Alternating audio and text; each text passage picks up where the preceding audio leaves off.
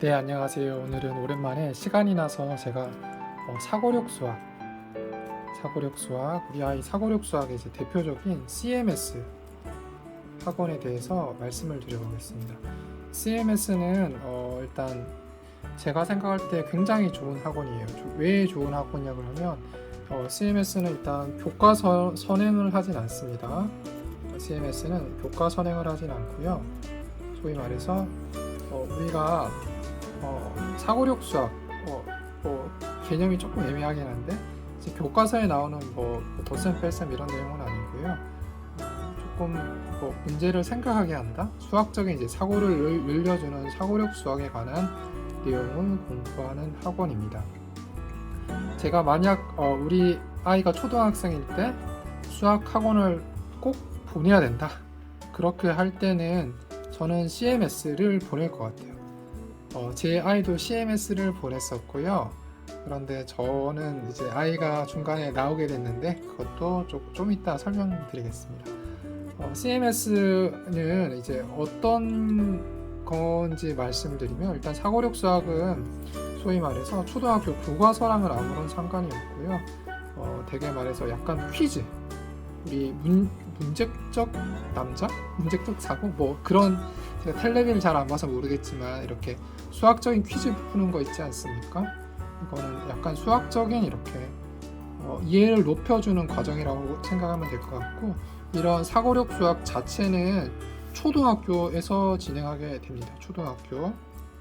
중고등학교는 사고력 수학이 없다고 보시면 되세요. 왜냐하면 이때부터는 교과를 따라가기 때문에 사고력 수학은 없어요. 그래서 초등학교 때 보통 배우게 되고, 보통 아이들을 초등학교 저학년 또는 이제 저학년에 주로 많이 들어가요. 저학년, 5학년 이때까지 많이 배우는 것 같은데, 일단 이제 사고력 수학은 어쨌든 퀴즈 같은 걸로 해서 우리 아이가 문제가 보통은 이렇잖아요. 우리 교과 선행 문제를 보면 대개는 숫자밖에 없어요. 숫자밖에 없습니다.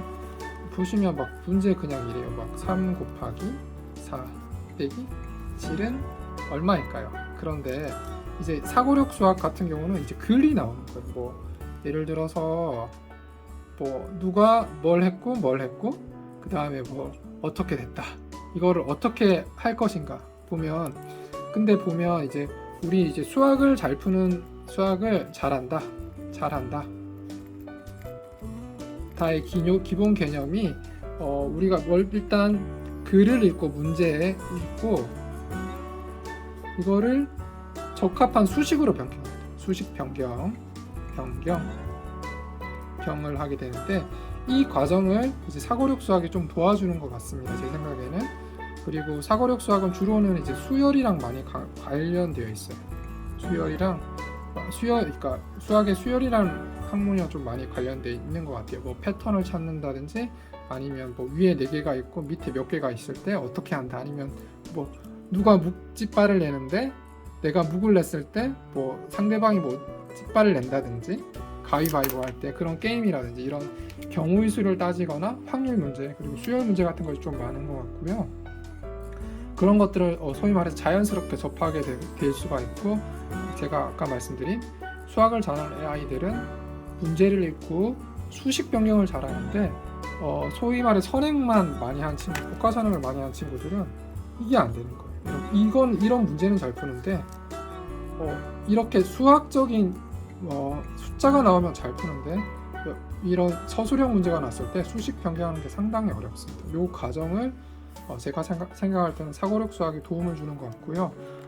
그런데 문제는 저희 아이가 왜 CMS를 나왔냐 그러면, CMS는 단계가 여러 개 있습니다. 이렇게 아이들 이제 수준에 맞춰서 여러 개의 반이 있고요. 이게 조금 황당하기도 한데, 어쨌든 A반, A, B, C 순서가 있다고 합시다.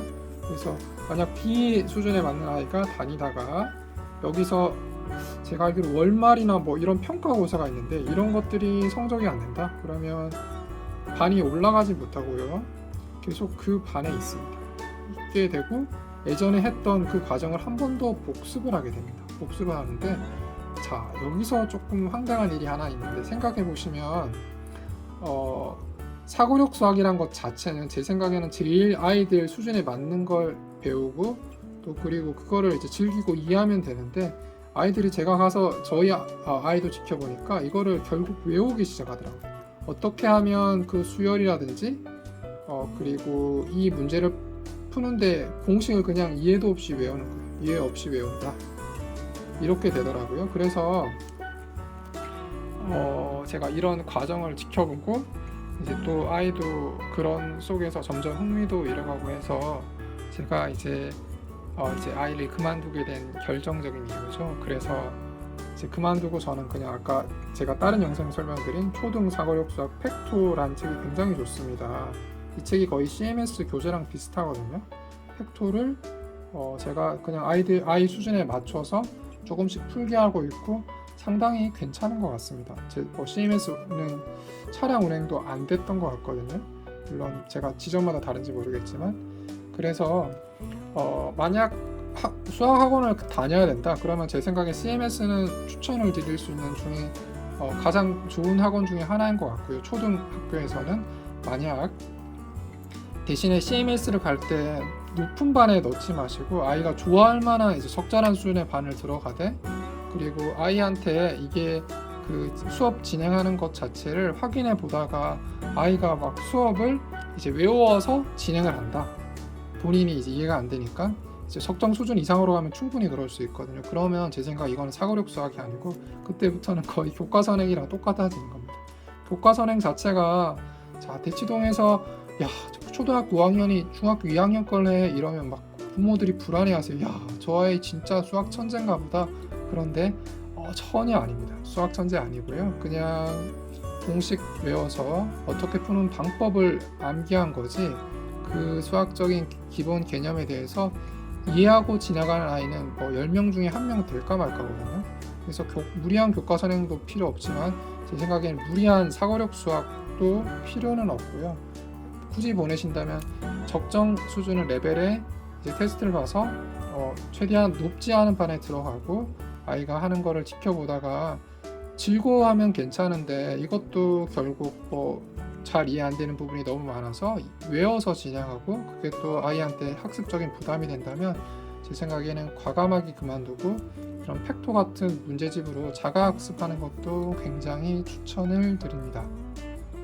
아니면 수학 동화 어린이 수학 동화가 아마 있었던 것 같은데요. 이런 책 같은 유가 있거든요. 수학에 관심을 가질 만한 이런 보조책들이 있어요. 보조책 만화로 돼 있거나 이런 수학 관련 재밌는 책들이 꽤 나와 있거든요.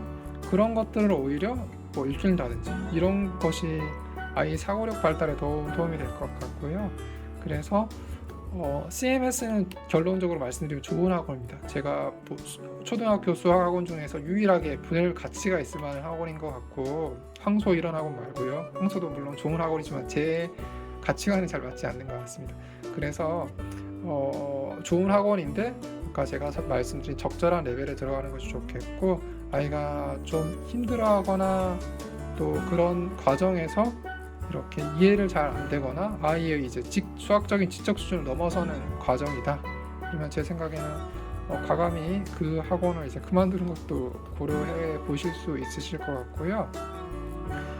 일단 수학이란 것 자체가 아까 제가 말씀드렸듯이 개념과 정의의 이해가 가장 중요하거든요. 개념과 정의를 이해하고 이거를 이제 응용시켜서 수학 문제를 푸는 과정입니다. 그렇기 때문에 이 부분이 완성되지 않고 그냥 선제적인 선행이라든지 사고력 수학까지도 이런 걸 잘 이해하고자 보조적으로 이제 우리가 배우는 건데 이런 진도 자체가 문제가 돼버리면 결국은 이런 개념 정의 이해 없이 암기로 바뀌게 됩니다. 그렇기 때문에 제 생각에는 그런 공부 방법은 지향이 돼야 될 것 같고요. 만약 우리 아이가 이제 만약 이런 사고력 수학 같은 걸 한다고 할 때 옆에서 한 번쯤은 아이 숙제 체크하면서 어느 정도 이해 수준을 갖고 있는지 잘 관찰하시는 것이 아이의 이제 공부를 가르치는 데 도움이 될 것 같습니다. 오늘은 CMS 학원 그리고 사고력 수학에 대해서 간단히 말씀을 드렸고요. 다음에 또 좋은 기회가 있으면 다른 분야를 더 정리해서 말씀드리겠습니다. 네, 시청해주셔서 감사합니다.